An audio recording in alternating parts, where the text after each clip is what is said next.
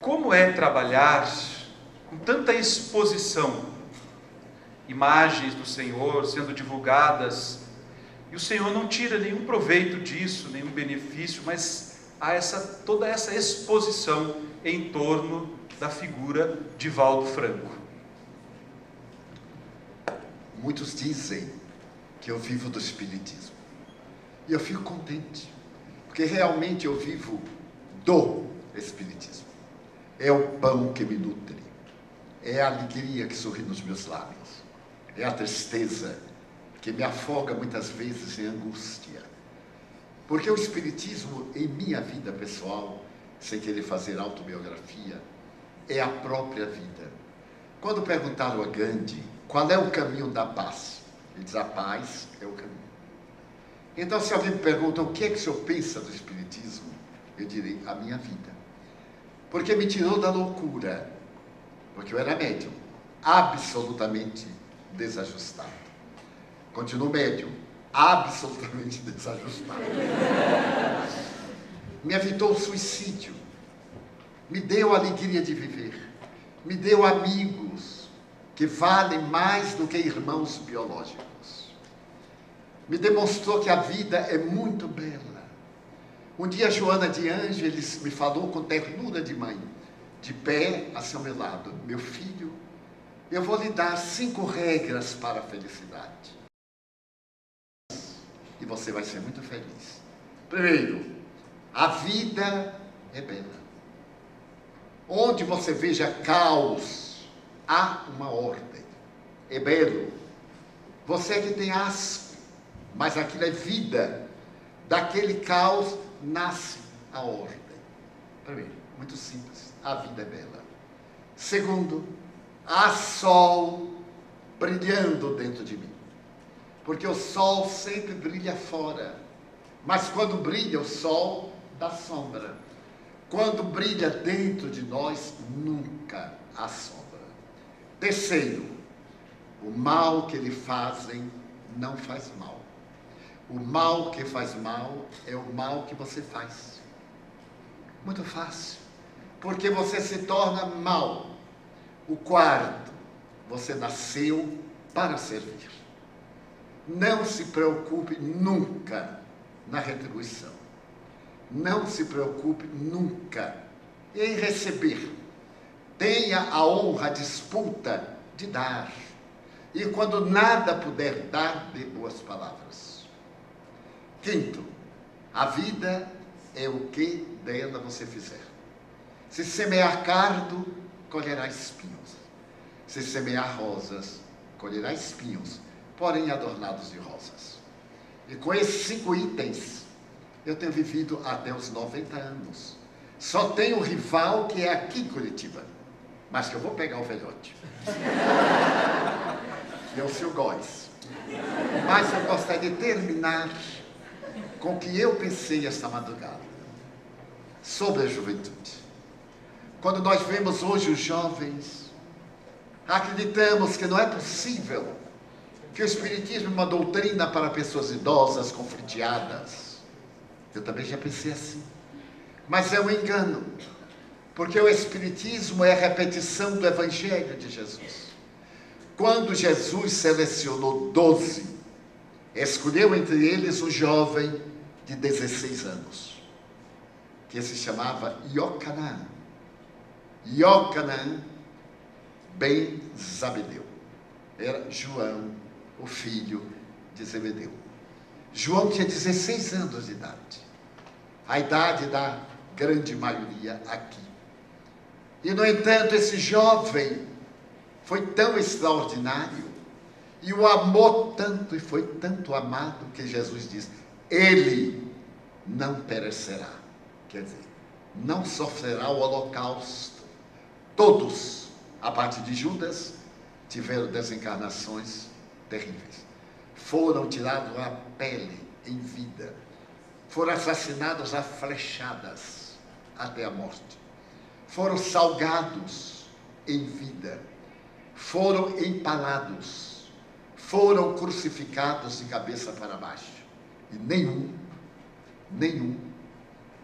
negou o mestre.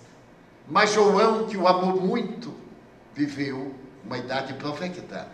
Segundo os dados da época, mais de 80 anos. O calendário não era de 12 meses. Portanto, digamos que ele viveu uns 68, 70 anos, que era uma idade muito avançada para os padrões da época. Então, nós vamos encontrar João como exemplo do jovem que nos deu a honra de escrever o evangelho místico de nosso Senhor Jesus Cristo, o quarto evangelho. E mais, escrever a enigmática mensagem terminal, essa mensagem que tanta dificuldade nos traz para interpretar, que todos conhecem, que é nada mais, nada menos do que a tragédia do fim dos tempos. Era João. Na época da pregação, quando Paulo sai a levar o evangelho, ele leva um jovem chamado João Marcos, filho de uma dama, Maria de Jerusalém, onde os cristãos se reuniram durante as horas dolorosas da morte de Jesus. Filho de Maria de Jerusalém, que era a irmã do apóstolo que acompanha Paulo. E esse menino de 10 anos, experimenta a fortaleza de Paulo, luta, até um dia que ele diz: eu não aguento. E Paulo lhe diz: não te preocupes, volta para casa, mas recorda-te que Deus tem pressa. Notem bem, isso há mais de 2000 anos, há quase 2000 anos. Deus tem pressa, mas Deus não é apressado, que é uma coisa diferente. Deus tem pressa que seu evangelho seja levado do seu filho para a multidão. E esse menino que voltou para casa, mais tarde o apóstolo Pedro pede para que ele escrevesse para os conversos, e ele escreve o terceiro evangelho. Esse evangelho doce, o evangelho de Marcos, é o mais sintético, narra as grandes experiências. A pedido de Pedro, nos dá um legado fantástico. Se nós avançarmos para o período de Paulo, ele tinha nos jovens o seu material de sustentação. Se nós dermos um salto quântico à noite de 31 de março de 1848, em Heiderswiller, as jovens portadoras de mediunidade, duas, era uma de 14, outra de 16 anos. E elas foram o canal que abalará a América.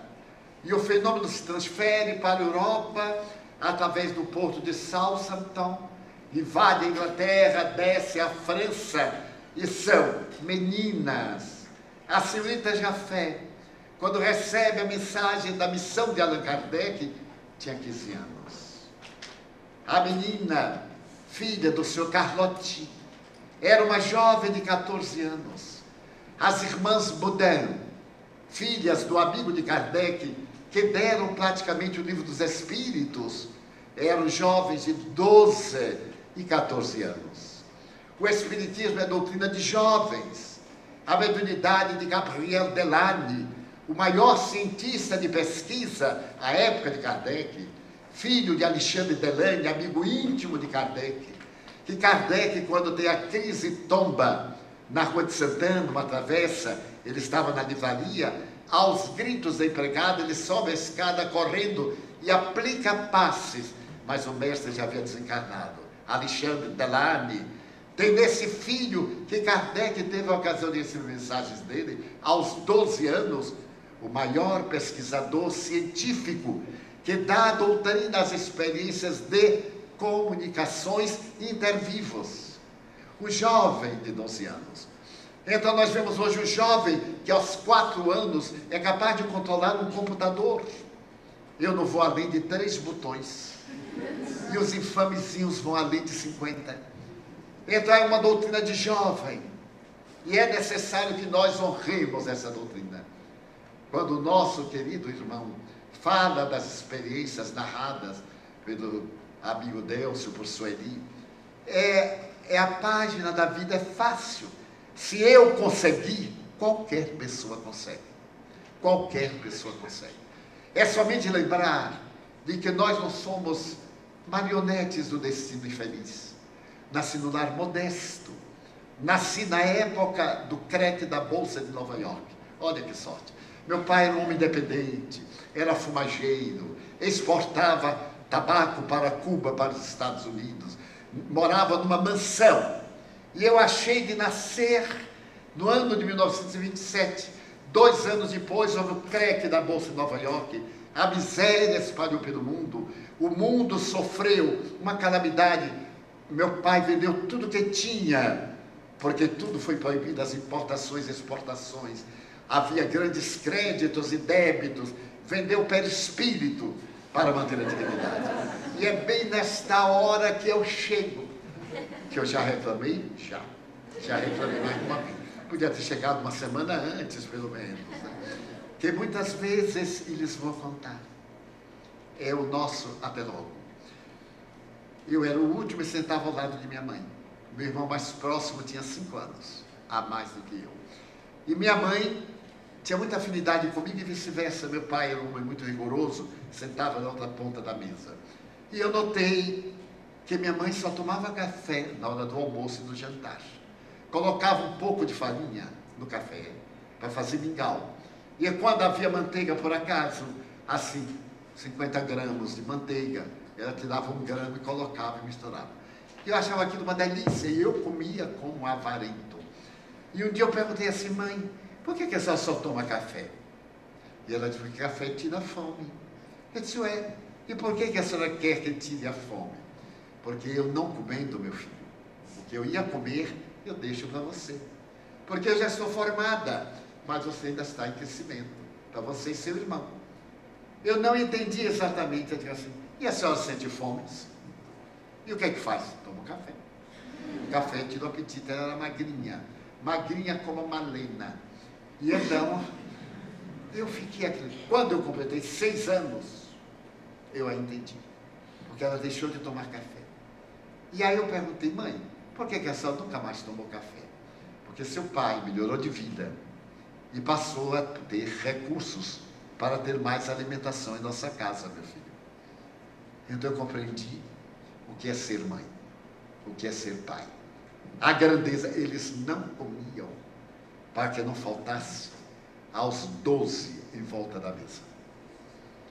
E na hora em que as circunstâncias de trabalho deste homem extraordinário permitiram que ele pudesse suprir mais a nossa casa, então nós passamos a viver em abundância. Transferimos de casa. Mas eu queria estudar.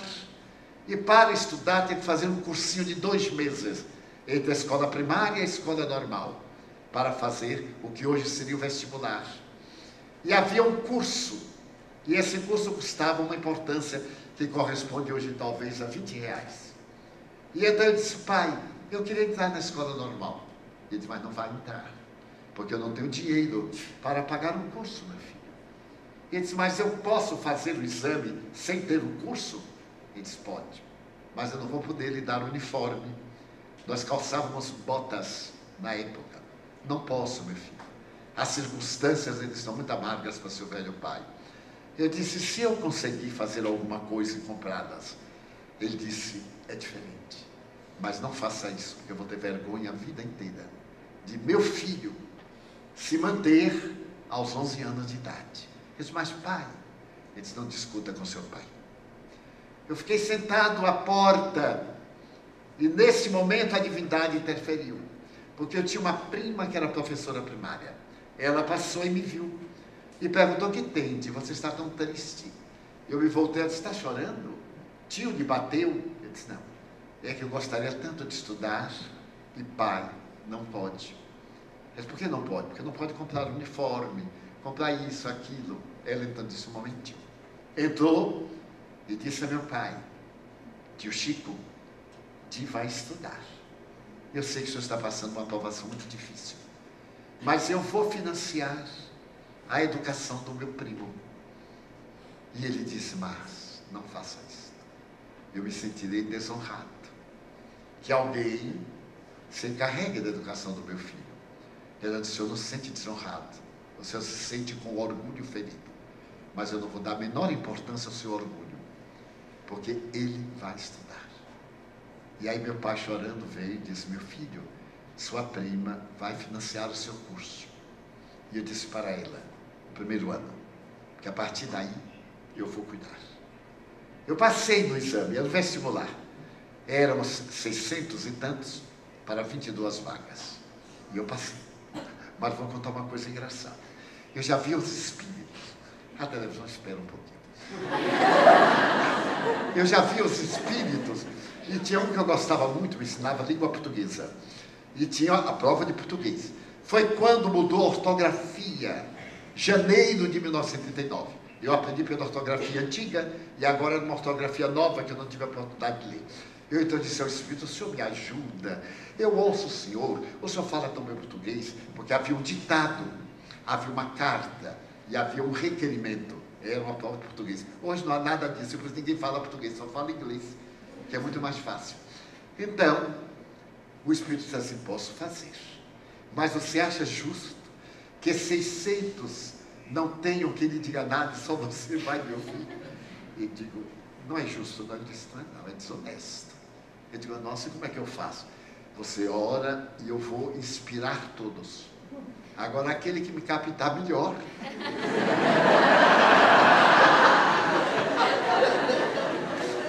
Eu disse assim: então eu vou me concentrar ao máximo, porque até em jejum. O Espírito veio, ficou na sala, orou, e eu também orei.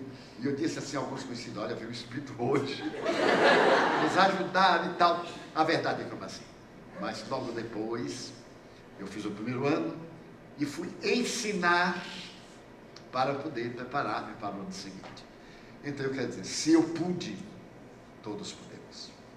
E se minha mãe foi assim, todas podem. Porque acima de tudo ela era analfabeta. E se meu pai pôde, todos podem. Porque ele era democrata. E só sabia assinar o nome para poder votar. E ele me dizia: você há de ser democrata. Mas eu não sabia o que era democrata. Quando eu completei 10 anos, eu perguntei: pai, e o que é democrata? Ele disse: eu sei. E como o senhor quer que eu seja democrata? Porque o nosso prefeito, o doutor Agostinho dos Santos, é democrata. Então é uma coisa boa, porque ele é um homem honrado. A partir daí eu fiquei democrata, porque era um homem honrado. Então eu gosto de deixar uma mensagem para os jovens: seja autêntico na verdade. Errar é normal, mas não se dobre sobre o erro. Retroceda e refaça o caminho. E toda vez que cair, levante com um passo à frente, porque caiu avançando. Todos somos convidados por Jesus para construir uma era nova. E essa era nova é de vocês. Eu estou apressado para ir, a fim de voltar correndo para pegar a era nova. Porque pegar a era nova com 100 anos não vale. Mas pegar a era nova com 15, com 10, quando o amor vicejará na terra, isso me fascina. Então desejo-lhes de todo o coração a plenitude vai dar. É a doutrina que liberta, a doutrina que dá discernimento, que dá beleza, que nos torna imensamente felizes. Eu quero agradecer ao nosso presidente a imensa alegria, a honra que me proporciona de falar com os meus sobrinhos, porque seus pais são meus irmãos. Então, queiram ou não, loura ou não, são meus sobrinhos do cabelozinho de carrapicho, porque eu sou meio misturadinho. Então, muito obrigado. E até breve, para o ano, outra reunião com mais tempo.